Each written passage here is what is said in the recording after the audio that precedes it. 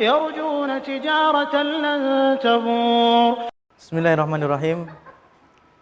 Assalamualaikum warahmatullahi wabarakatuh. Alhamdulillahirabbil alamin wa bihi nasta'in ala umurid dunya waddin. Asyhadu an la ilaha illallah wa asyhadu anna Muhammadan abduhu wa rasuluh. Amma ba'd.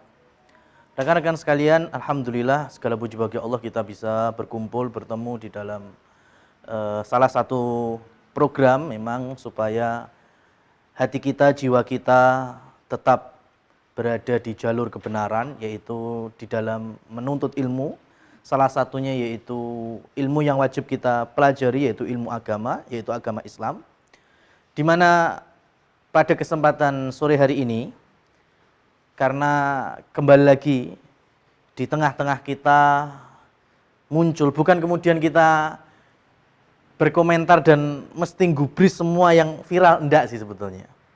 Cuma kita ambil satu benang merahnya bahwa Islam itu sudah sempurna.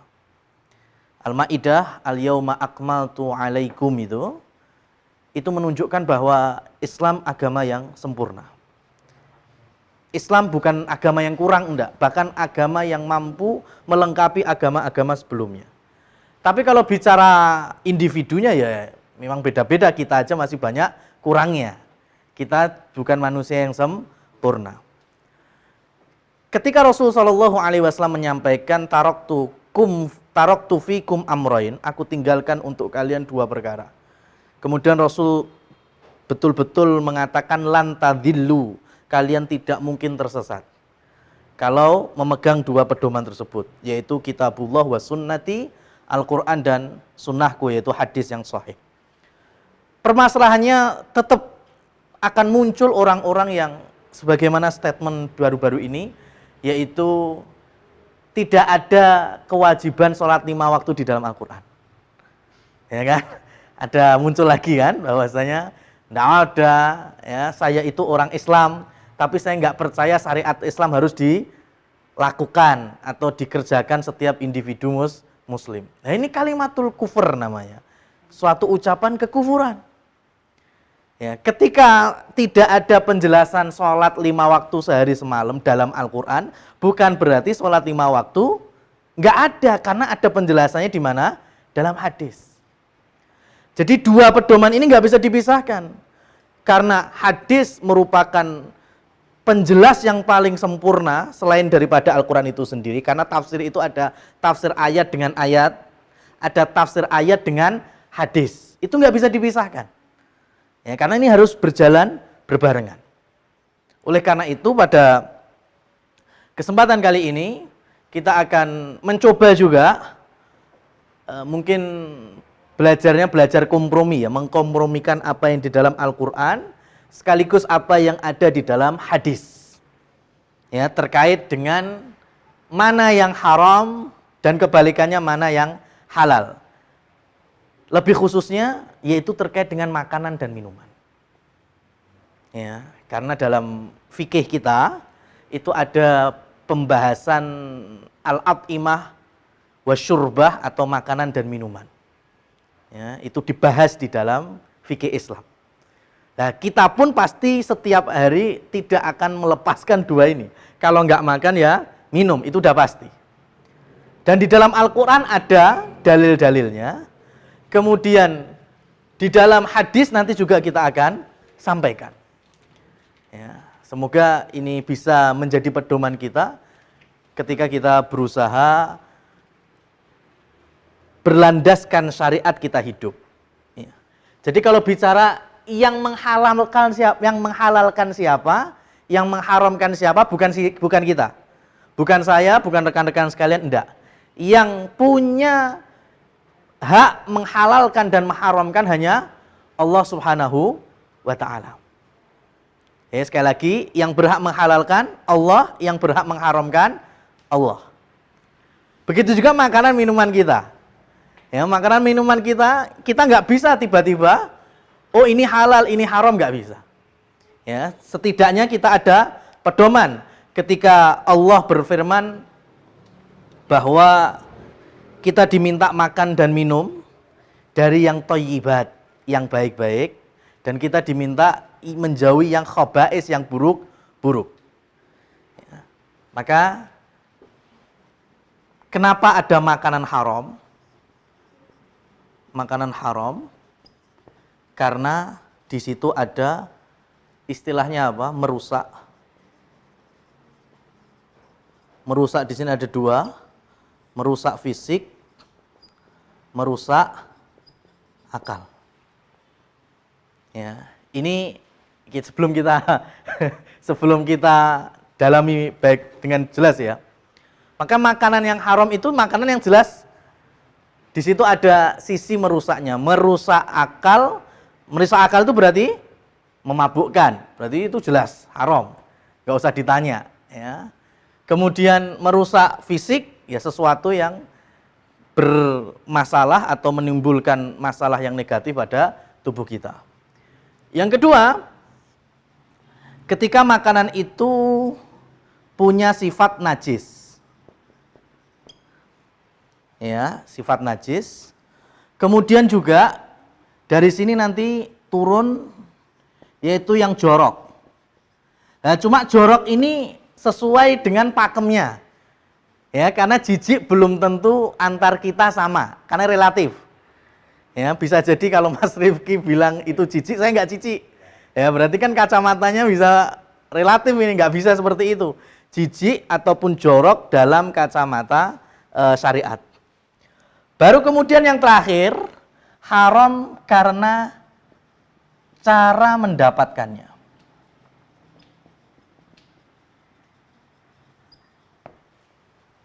Bisa jadi makanannya itu halal sebetulnya. Makanannya bersih, suci, nggak jorok, nggak najis. Tapi cara mengambilnya yang haram. Sehingga makanannya masuk makanan yang haram. Ya, mungkin makanannya betul-betul roti yang halal. Ya, tapi cara ngambilnya maling. Ya, itu menjadi haram bukan karena rotinya. Karena ngambilnya. Jadi kita awali dulu dengan mengurai dari firman Allah Subhanahu wa taala Quran surat Al-Maidah ayat yang ketiga. Ini dari sudut pandang Qur'annya dulu, baru nanti kita sampaikan hadisnya. Ketika di dalam Al-Qur'an disebutkan, ya, kita sebutkan hanya yang haram. Kenapa? Karena yang haram itu lebih dikit daripada yang halal. Ya, artinya yang halal itu jauh lebih banyak. Kalau nggak ada di yang haram, berarti pasti halal. Allah berfirman, "Hurrimat 'alaikumul maitatu wad-damu wa lahmul khinzir wa ma uhilla li ghairillah. Wal munkhaniqatu wal mauqudatu wal mutaraddiyatu wan natihatu wa ma akala sab'u illa ma dzakaitum wa ma dzubiha 'alan nusub." Ya, ini nanti kita terjemahkan sekaligus kita kaji. Hurrimat 'alaikum berarti diharamkan. Yang mengharamkan langsung Allah Subhanahu wa taala. Apa yang diharamkan? Al-maitatu, bangkai.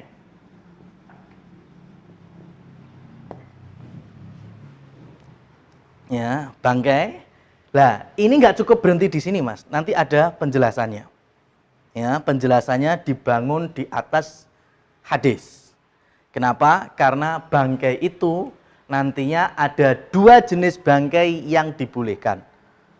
Ya, kata Rasul, uhilla maitatan, dihalalkan dua bentuk bangkai.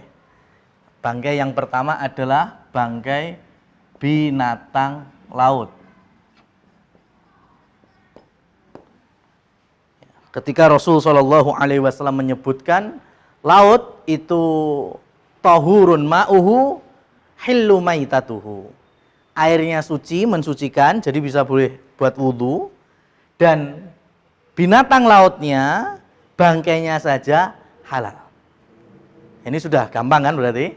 Semua yang ada di laut, alias binatang laut, binatang air, itu halal sampai bangkainya. Kalau bangkainya saja halal berarti sebelum jadi bangkai boleh dimakan? Ya sangat boleh.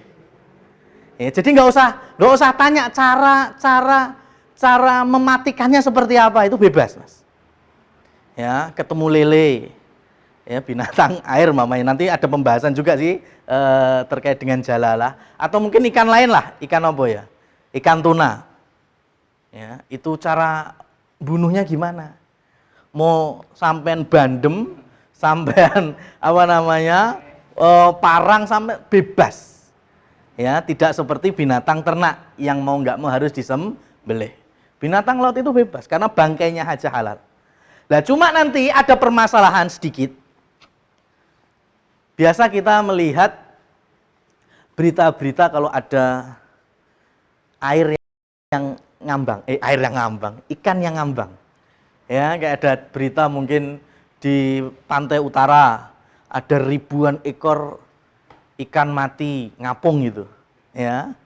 Itu yang disebut dengan matofas samak. Ketika ikan itu berada ngambang di atas air dalam kondisi mati. Nah, ini hukumnya gimana? Ya, hukumnya gimana? Karena memang ada satu pendapat, yaitu pendapatnya Imam Abu Hanifah, ikan yang matinya ngambang, ya di air itu ngambang, karena ya dia mati karena ya nggak tahu, yang penting kita ngelihatnya sudah ngambang gitu aja, ini nggak boleh dimakan. Ini kalau mazhabnya Imam Abu Hanifah. Tapi mazhab ini terkalahkan dengan 3 mazhab yang lain.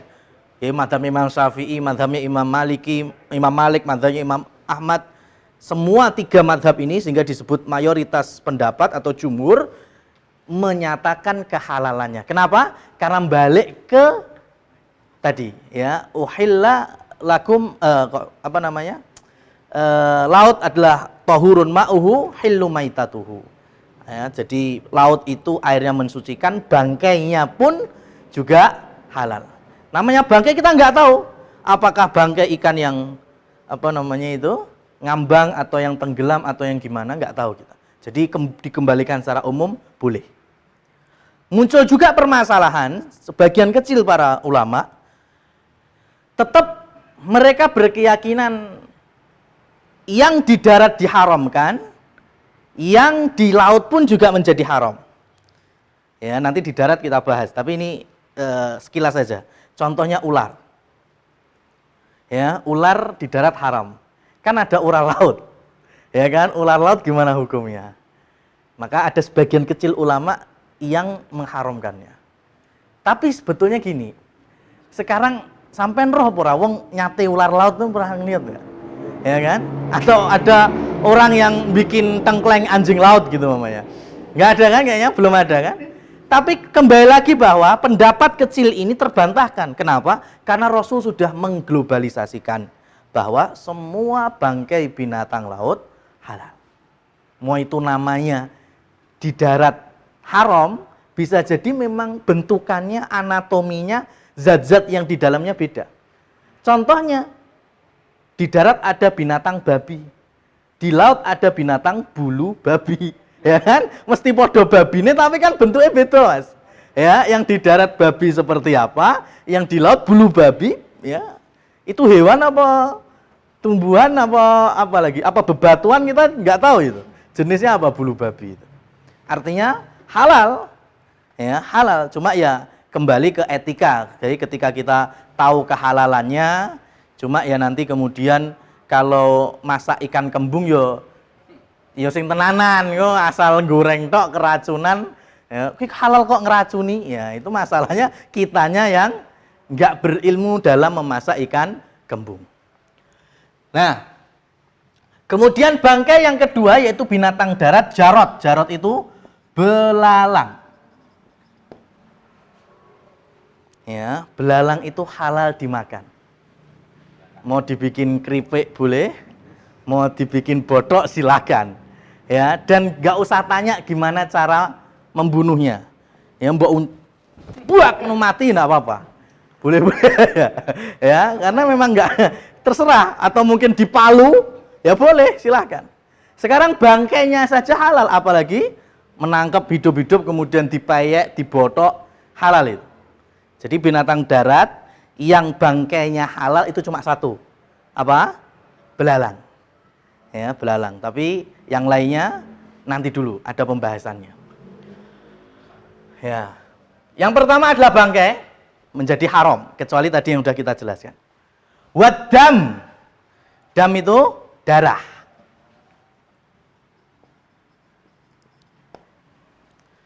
Darah ini adalah darah yang mengalir.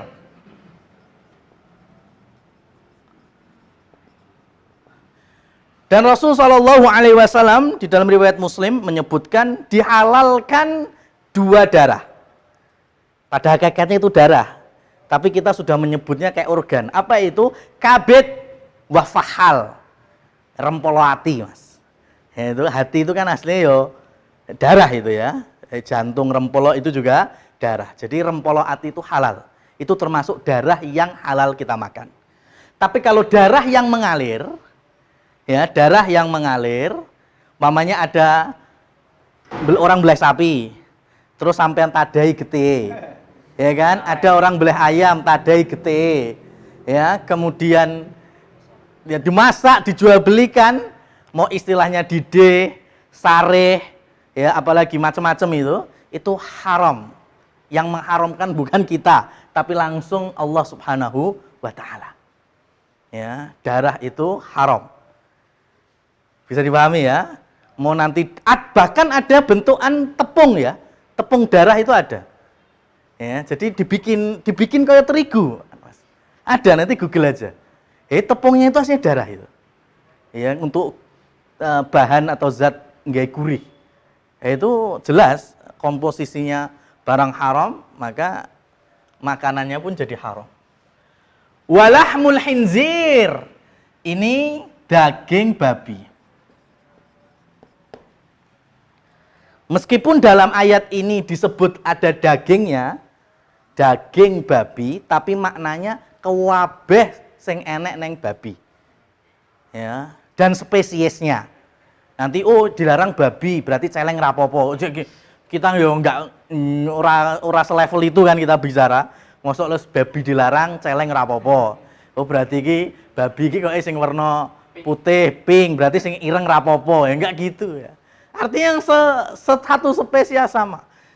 Lah kenapa kok disebutkan lahmul khinzir, daging babi? Karena memang kebanyakan orang itu mengkonsumsi apanya? Dagingnya. Ya, padahal ternyata babi itu juga bisa diambil lemaknya.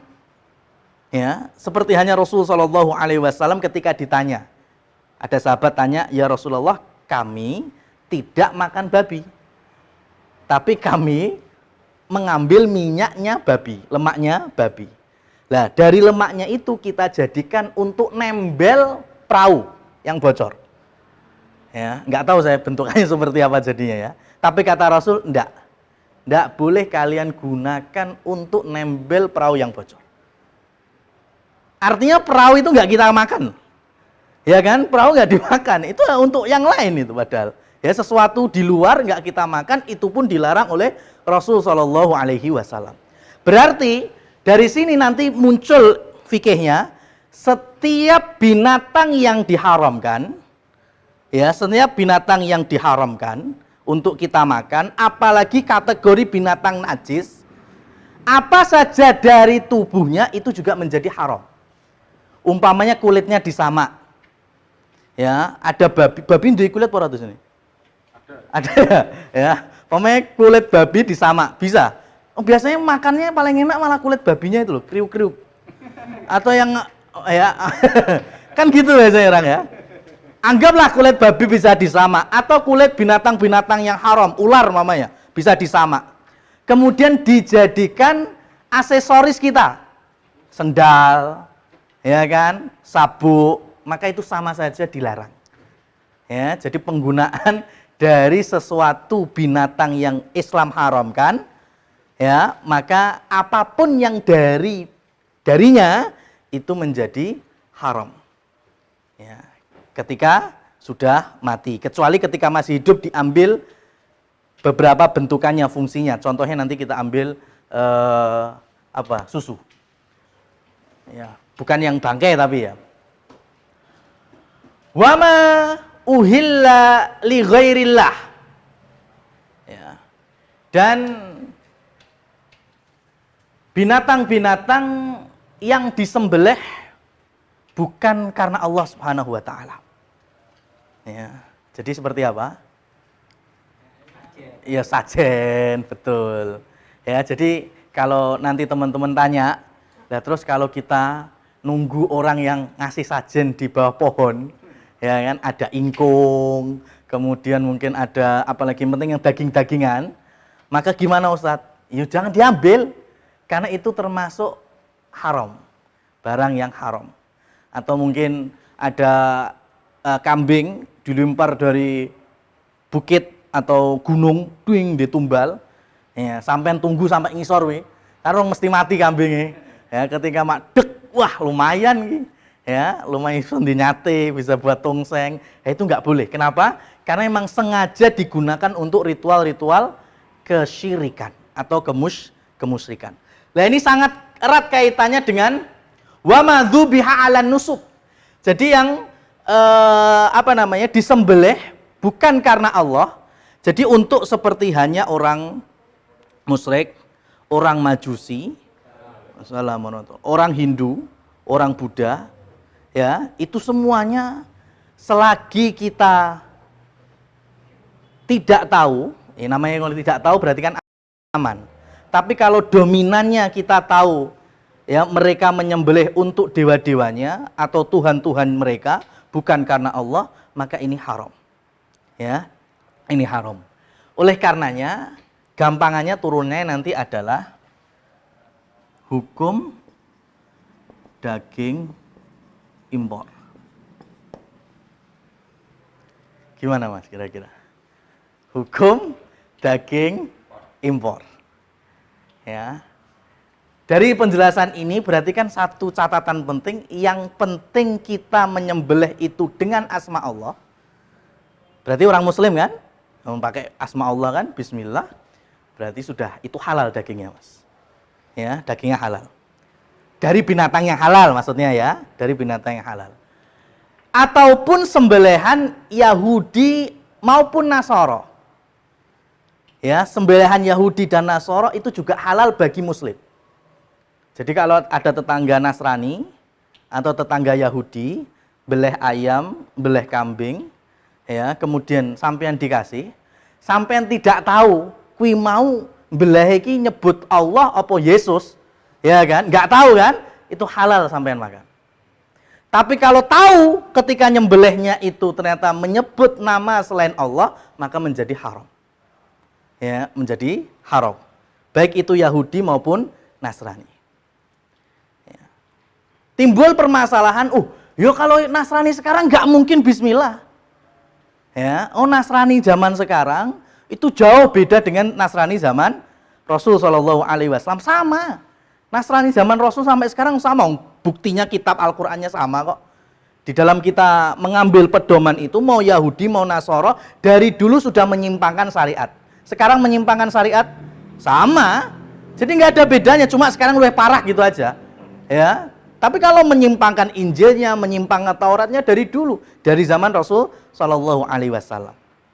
Ya, maka dari sini, selagi kita tidak tahu dan kita tidak dibebani harus cari tahu. Ya, umpamanya dikasih daging tetangga Nasrani. Mas iki, ya, dapat ayam bakar gawean dewe. Ki mau mbok belah nggo apa? Bismillah apa Yesusmu? Ya kan? Nggak perlu kira seperti itu. Yang penting kalau kita tahu ternyata menyebut selain Allah berarti haram, bangkai itu. Tapi kalau menyebut Allah ya jelas halal. Kalau kita nggak tahu ya sudah berarti ya diambil bahwasanya itu sembelihan Nasrani dan sembelihan Nasrani halal bagi kita. Ya, sembelihan Nasrani itu halal bagi kita. Berarti kalau daging impor seperti apa? Ya kita tinggal lihat dulu negara-negara yang dominan mana. Ya, negara yang dominan mana. Ini kita berbicara selagi nggak ada label halal. Ya kan, kalau udah ada label halal dari MUI-nya atau yang terkait di sananya itu sudah aman. Ya, sekarang kita bicara yang nggak ada label halalnya. Maka kalau daging impor itu dari negara yang dominannya Nasrani, ya, mamanya daging ayam, daging sapi dari Australia mamanya. Australia agamanya apa rata-rata mereka? Nasrani kan? Maka kita ambil tadi halal. Sampai kita tahu bahwa di sana ketika menyembelih tanpa menyebut nama Allah Subhanahu wa taala. Atau mungkin daging dari negara yang dominan Yahudi. Ya, itu kita beli halal. Ya, karena kita berpatokan sembelihan Yahudi halal bagi orang muslim. Permasalahannya itu malah negara yang bukan Nasrani mbak Yahudi.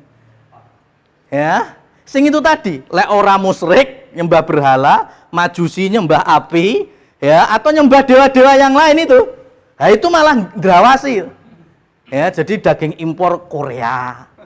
Ya kan? Korea rata-rata musyrik, bukan ya Nasrani, bukan Yahudi, Jepang. Ya, atau yang mulhid, mulhid itu yang ateis. Banyak ateis seperti hanya mungkin Tiongkok, seperti itu. Nah, itu malah drawasi. Karena dominannya adalah orang-orang yang seperti ini dan seperti ini, maka lebih baik, bukan lebih baik lagi, ojo mbok sampean tuku Mas, sampai ada label halalnya. Ya, karena negaranya negara yang Nasrani enggak, ya mungkin cuma ada berapa persen, Yahudi juga bukan. Ya, mending tuku neng pasar dewe. Ya, neng pasar dewe itu malah kalau lihat itu kadang malah gawe iman kira tenang Mas. Ya, coba sampean lek ndeleng asli wong pasar ya, itu ada modele wis ngukur nganggo kathok cingkrang, ora klambenan, wis kuwi bakul daging apa bakul lareng, wis modele bentukane kan. Lah, kemudian belah ki wis enggak ada umi-uminya, wis penting set gua. Itu sampai kita ngelihat merhatiin iki jane ngomong bismillah ora ya iki mau ya. Ya kan? Malah jadi bertanya-tanya, mending rasa nonton sisan ya, nggak tahu kita, ya kan? Tapi kalau ditanya ya Muslim, ya Bismillah ora Mas, Bismillah. Lu kapan yang ngomong? Lu menang wae lo. Ya itu malah jadi khawatir gitu. Nah kalau kita tahu kejadian semacam ini, maka nggak usah beli lebih baik, karena kita ada keyakinan di sana, kita ngelihat bibir yang nggak ngomong atau nggak kedenger Bismillah, ya, dan apa namanya? Ketika menyembelih itu nggak bisa diniatkan bismillah untuk sekali penyembelihan seterusnya nggak bisa. Pamanya motong 50 ayam, wis tak rapel bismillah, wis bar kuwi keloro ketelu nggak bisa. Jadi setiap nyembelih bismillah, setiap nyembelih bismillah. Jadi 50 pitik yo 50 basmalah. Ya itu kan kalau bukan orang yang tahu iman, orang yang tahu paham terkait dengan apa? Penyembelihan secara Islam. Nah, itu kan jarang yang melakukannya. Kemudian tarodiyatu wan natihah ini bentuk-bentuk binatang dari jenis bangkai. Kok bisa jadi bangkai seperti apa toh? Pertama wal munkhaniqah. Munkhaniqah itu mati karena tercekik. Ya. Mungkin binatangnya halal, ayam mamanya. Ya, ayam enggak sampean sembelih.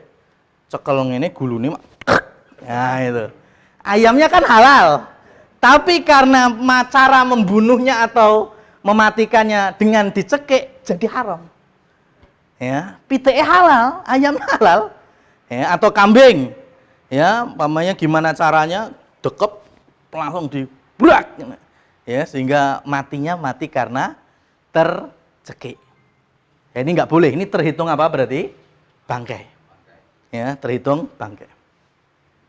Kemudian wal mauqudatu wal mutaraddiyatu wan natihatu. Ini tiga ini urutannya yaitu seperti hanya jatuh dari atas. Jadi matinya bukan karena disembelih. Jadi ada kambing jatuh dari lantai 3, mati. Mati itu Mas, mati. Ya, kemudian kita jadikan sate itu nggak boleh. Itu bangkai. Kecuali ketika jatuh, dek, masih ada napas, masih ada hidupnya pokoknya, terus langsung disembelih. Lah itu berarti matinya karena disembelih. Ya. Atau karena pertempuran antar mereka. Ya, jadi sisa pamannya ada binatang apa ya? Pamannya ada serigala makan domba.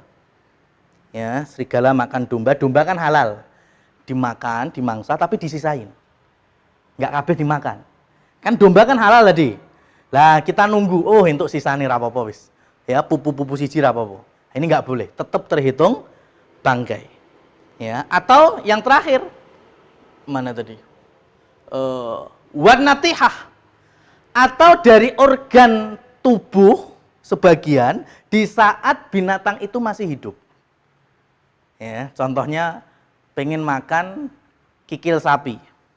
Ya, kaki sapi, mamanya pengen bikin sop buntut apa sop dengkul.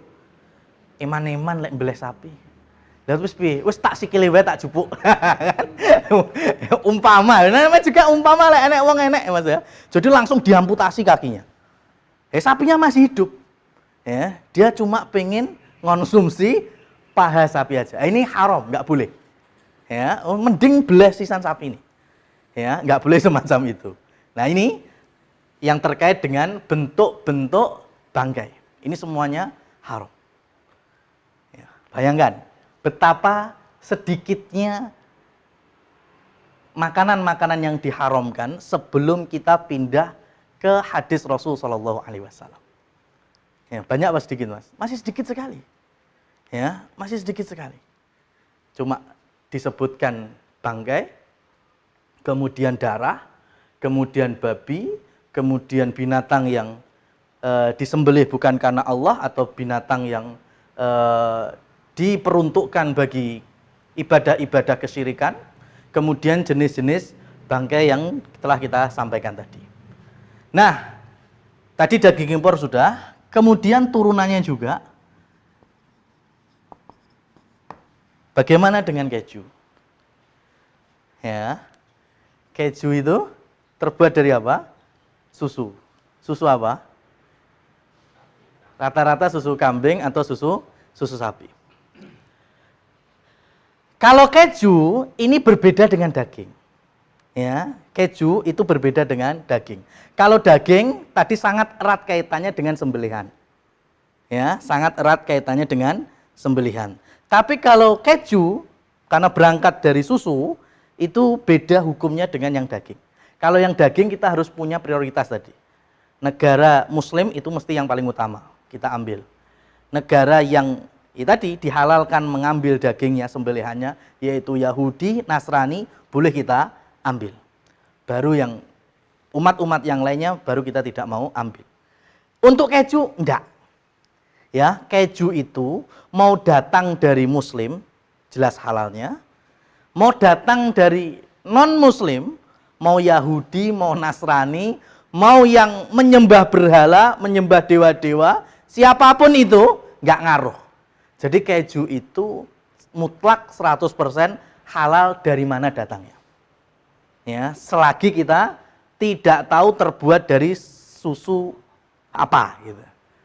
Ya, pokoknya intinya taunya keju datang dari New Zealand mama ya. Sudah. Mau itu enggak ada label halalnya, secara zatnya keju itu halal. Karena berangkat dari susu, bukan dari daging. Ya, sampai sini bisa dipahami ya. Sekarang kita pindah ke hadis.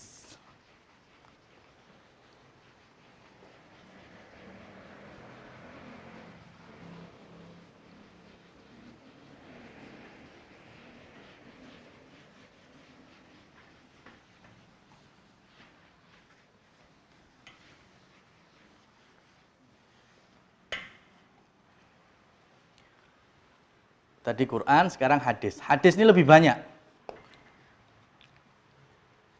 Pertama yang diharamkan, ya Rasulullah Shallallahu Alaihi Wasallam menyebutkan secara langsung dikenal dengan himarun ahli.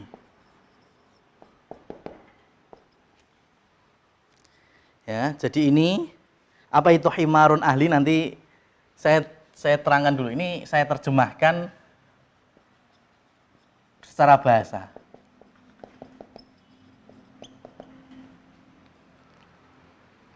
Keledai jinak. Apa itu keledai jinak? Nanti saya terangkan. Jadi peristiwanya yaitu ketika di tahun ke-6 dan tahun ke-7. Tahun ke-7 ya, perang Khaybar itu kaum muslimin berangkat dari Madinah menuju Khaybar untuk mengalahkan Yahudi sampai akhirnya mereka kelaparan, tidak ada lagi yang bisa dimakan. Akhirnya mereka masak, menyembelih keledai-keledai yang mereka bawa untuk itu, apa jenenge, nggawa barang itu, disembelih, kemudian dipeteti, kemudian dimasak dalam panci. Ya, dalam panci. Kemudian ketika sudah mateng, itu tinggal nyiapin aja, tinggal makan.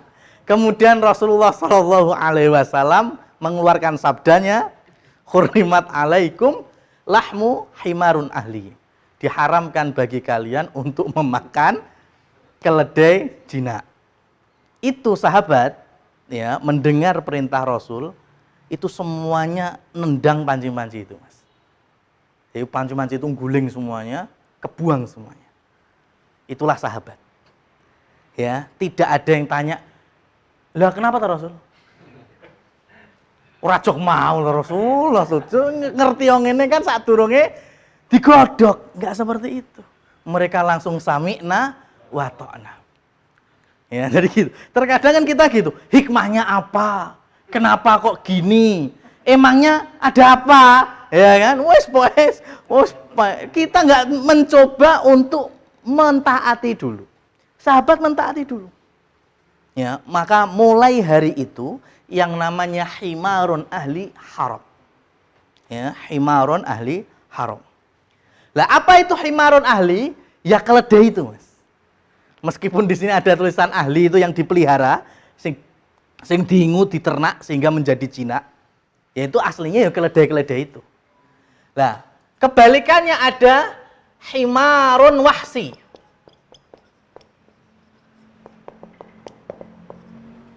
Himarun wahsi itu ya bukan keledai yang buas, bukan. Secara bahasa ini artinya keledai buas, bukan. Ini yang kita kenal dengan zebra. Kalau zebra sepakat ulama halal. Ya, jadi sesekali mau ngerasain zebra, ya gimana Mas? Ada yang jual daging zebra? Masalahnya binatang yang dilindungi sih ya. Kalau nggak dilindungi, silahkan, nggak apa-apa. Ya, jual beli daging zebra. Zebra itu halal. Ya, keledai malah yang haram. Ya, keledai diharamkan, zebra yang dihalalkan. Nah, spesies zebra turunannya boleh semuanya. Apa berarti? Di antaranya kuda. Kuda, arek kuda andong, kuda pacuan, kuda apa aja itu halal.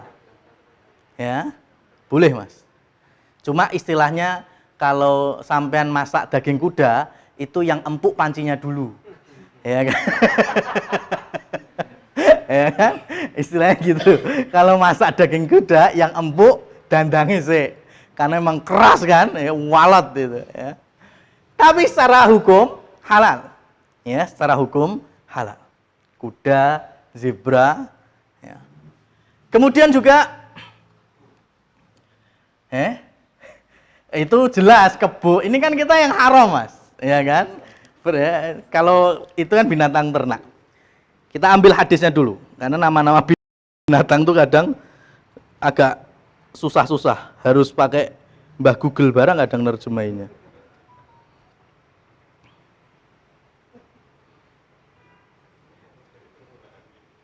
Ya. Yang kedua adalah semua binatang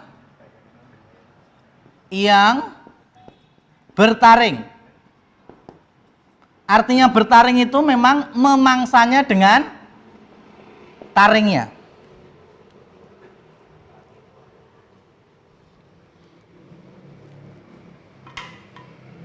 Ya, binatang yang bertaring atau memang memangsanya dengan taringnya, itu haram. Ya, contohnya apa? Contohnya ada sebutannya asad. Asad itu apa? Singa. Kemudian namir. Namir itu apa? Macan atau harimau, pokoknya yang bergaris. Yang bergaris itu sebutannya namir. Apa berarti? Harimau. Loreng itu loh, Mas.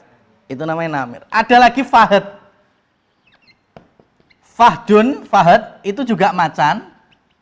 Tapi yang titik-titik apa jadi? Yang nggak tahu saya, apa? Cita, macan tutul, ya itu. Nah, itu haram semuanya.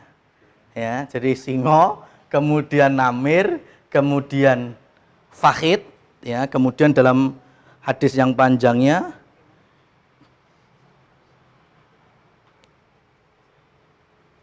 Ibnu Awa. Nah ini Ibnu Awa.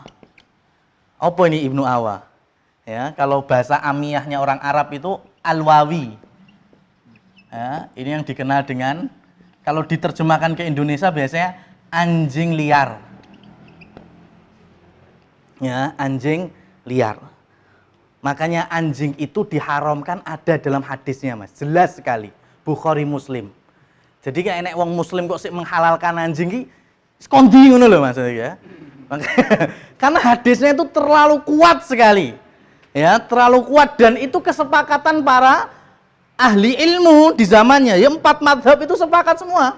Lho saiki malah enek sing halal niki kan ilmune dari mana ngambilnya itu ya enggak tahu. Ya, Ibnu Awa atau Alwawi. Kemudian juga ada yang berikutnya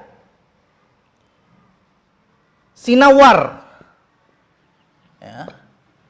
Sinawar ini disamakan dengan kitun. Apa itu? Kucing. Ya, kucing kan bertaring, makanya juga geget-geget dengan taringnya. Kemudian ada kirdun. Nah ini kera, monyet. Ya, dan spesiesnya. Ini kita bicara ini berarti spesiesnya, berarti primata itu semuanya haram. Ya, mau disebut dengan apa? King Kong, kemudian apa? Orangutan. Kemudian apa yang di Kalimantan itu yang irungnya dawa bekantan. Ya, bekantan. Mau siapapun itu semuanya haram. Nah, kalau di kota-kota besar kayak di Jakarta dulu itu ada restoran yang menyuguhkan utek ketek. Ya kan? Sop otak kera itu ada, Mas. Ya, Masya Allah, itu jelas haramnya. Karena kera itu binatang yang diharamkan untuk dimakan.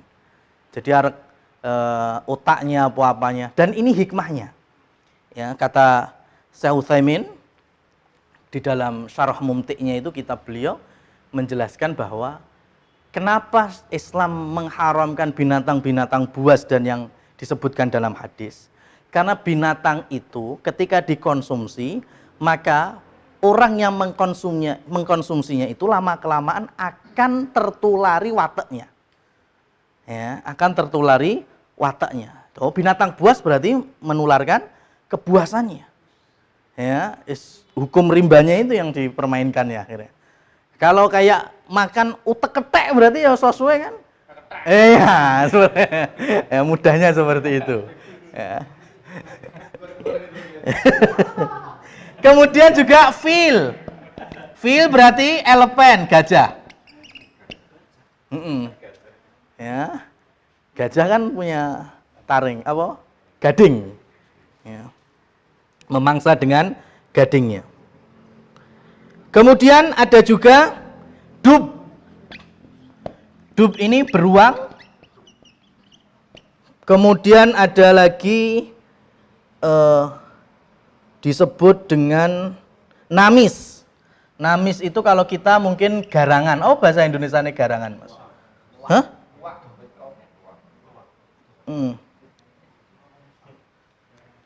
Garangan bahasa Indonesia apa? Luwak ya? Ya coba nanti supaya apa yang spesies, satu spesies itu ya. Nah, itu semuanya ini haram. Ya, dan yang satu spesies dengan mereka.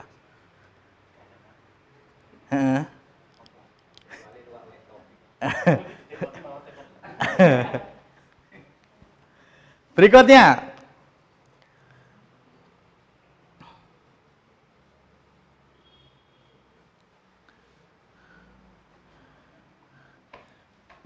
semua binatang yang diperintah untuk membunuhnya.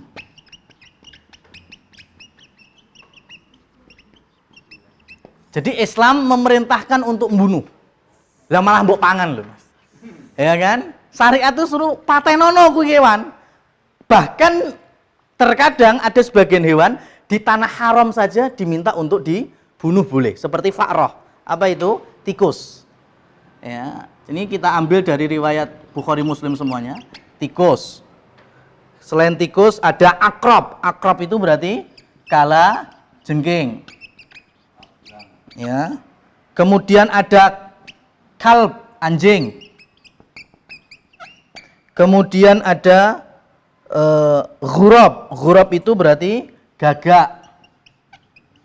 Ada wazzatun berarti cicak. Dan spesiesnya namanya tokek barang.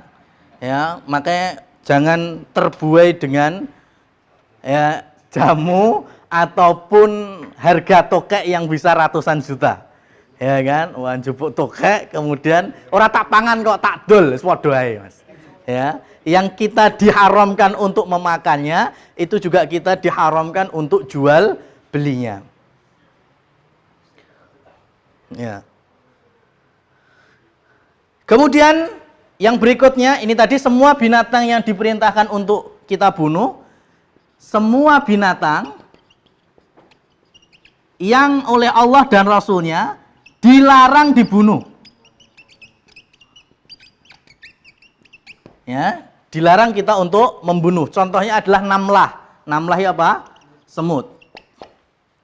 Ya, maka kalau ada praktisi herbal malah kon mangan semut merah, kon belajar fikih ya, Mas. Wong semut ora mangan kalau herbal, ya semut merah dia pangan. Semut itu nggak boleh dibunuh, malah digawe rawon. Ya. Kemudian hudhud. Ya, salah satu jenis burung. Ya. Ada nggak spesies lain hudhud ini? Ya, ada nggak kayak hudhud?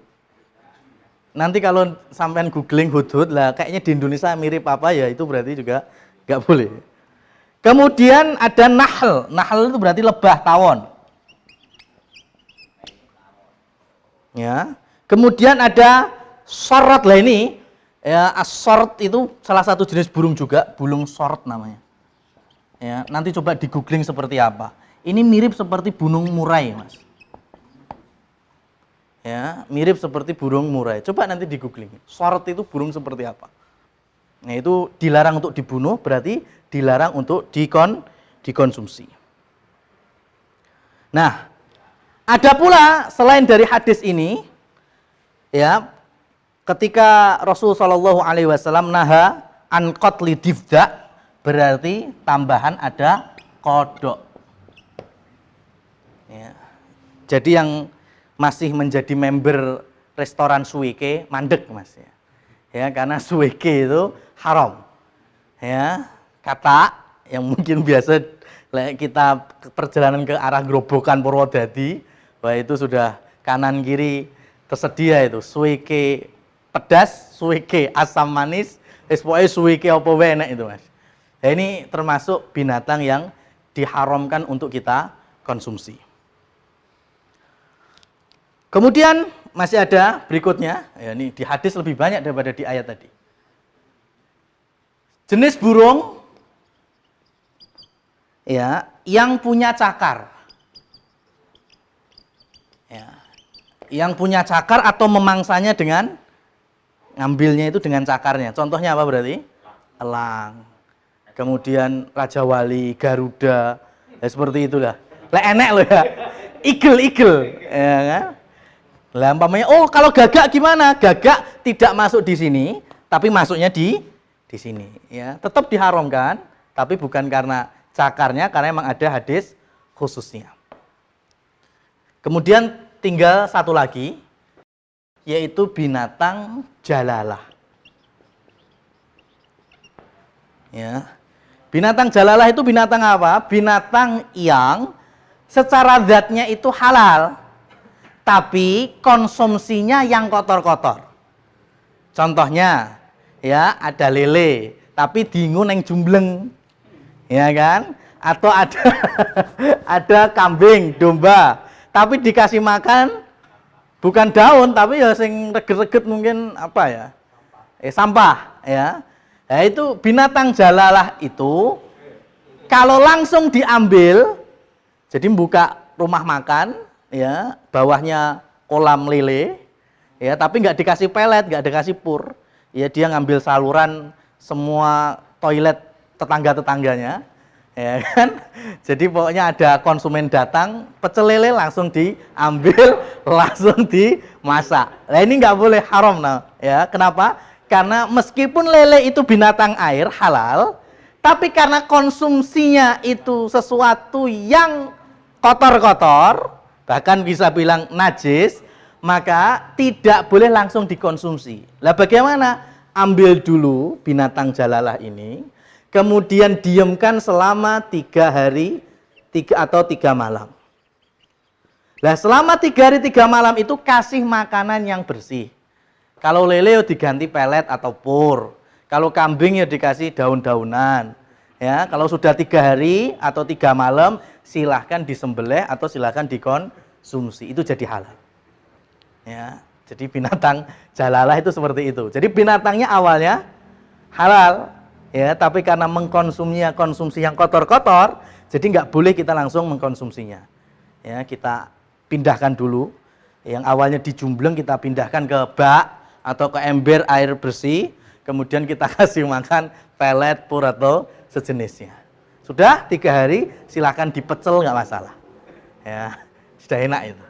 Nah ini terkait dengan hadis, ya, haramnya makanan kita. Artinya selain daripada ini, itu semuanya halal, Mas.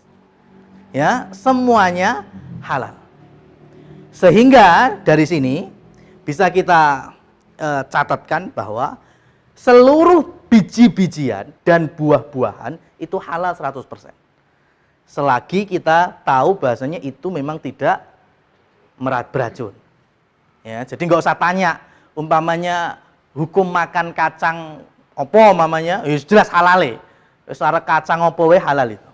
Ya, karena baik yang ada di Indonesia ataupun yang ada di luar negeri yang tidak ada di Indonesia itu yang jenis biji-bijian itu semuanya halal 100%. Buah-buahan juga sama. Ya, selagi kita tahu bahasanya itu memang tidak beracun. Begitu juga daun-daunan sama. Ya, selagi kita tahu bagaimana cara mengolahnya. Contohnya gadung, Mas. Ya, gadung itu kan jenis biji apa buah ya? Buah ya, gadung. Gadung kayak sukun sama aja. Tapi kalau sampean nggak bisa bersihkannya, nggak bisa ngolahnya, mendem, ya kan? Akhirnya mendem. Ya. Dan patut menjadi catatan juga bahwa yang dimaksud jorok atau jijik, ya, itu yang difahami oleh para salafun saleh, para sahabat, ya, para tabi'in, karena memang Al-Quran turun di zaman sahabat, di zaman Nabi. Ya, jadi yang mereka bilang itu jorok, itulah yang bisa menjadi haram, bukan perspektif kita. Ya, bukan perspektif kita. Contohnya nih, ketika Khalid bin Walid baru masuk Islam, mau perang Mu'tah itu, Khalid dimasakin saudarinya dhob, yaitu kadal padang pasir. Yang memang makanannya jangan disamakan biawak sini, bukan. Biawak padang pasir makanannya nggak seperti biawak rawa di Indonesia. Sehingga ketika dimasak, kemudian dihidangkan kepada Khalid bin Walid, di situ ada Rasulullah. Ya, Khalid langsung makan, nyantap. Kemudian dihidangkan ke Rasul, Rasul ini silahkan dimakan. Kata Rasul, iki panganan apa? Ini dhob.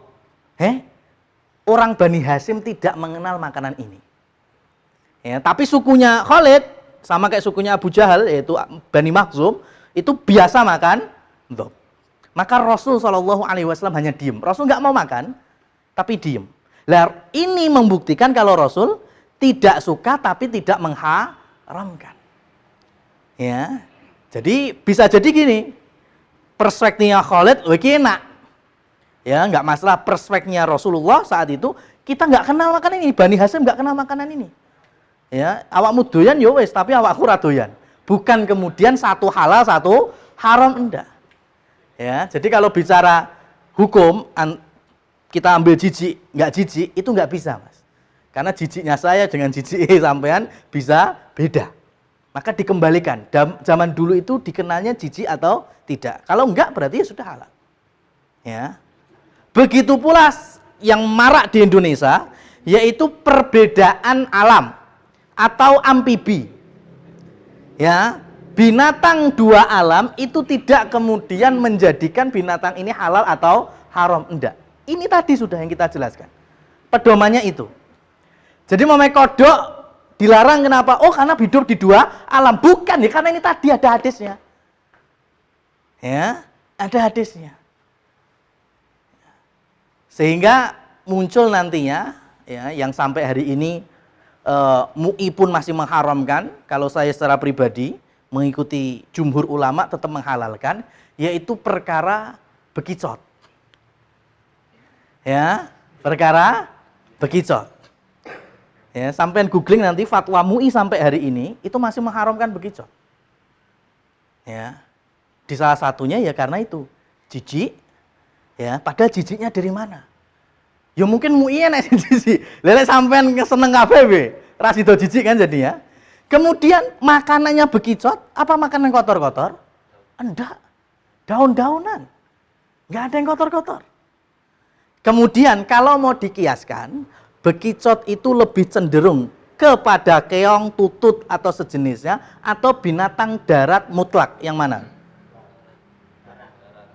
Darat mutlak, enggak masuk keong tutut. Ya? Enggak. Oke. Karena sebagian ulama itu mengkiaskan bekicot itu sama dengan kayak keong dan tutut. Ya. Jadi karena keong dan tutut itu bisa hidup di air, bisa pula hidup di darat.